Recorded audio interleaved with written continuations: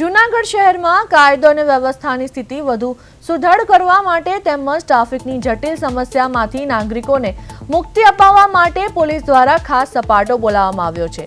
જૂનાગઢ શહેર એ division police સ્ટેશનના ઉચ્ચ અધિકારીઓ અને સમગ્ર સ્ટાફ દ્વારા આજે શહેરના મુખ્ય માર્ગો પર સઘન ફૂટ પેટ્રોલિંગ હાથ ધરવામાં આવ્યું હતું।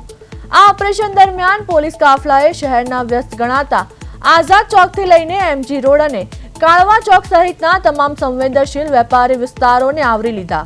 પેટ્રોલિંગ દરમિયાન પોલીસે માર્ગો પર આડેધડ અને અસ્તવ્યસ્ત પાર્ક કરેલા વાહનો સામે પણ કડક કાયદાકીય કાર્યવાહી કરી હતી। ટ્રાફિકને નડતરરૂપ બનેલા વાહનોને સ્થળ પર જ વ્હીલ લોક મારીને દંડાત્મક વસૂલાત કરવામાં આવી હતી। આ ઓચિંતી કાર્યવાહીને પગલે નિયમોનું ઉલ્લંઘન કરનારા બજારના વાહન ચાલકોમાં ભારે દોડધામ મચી ગઈ હતી।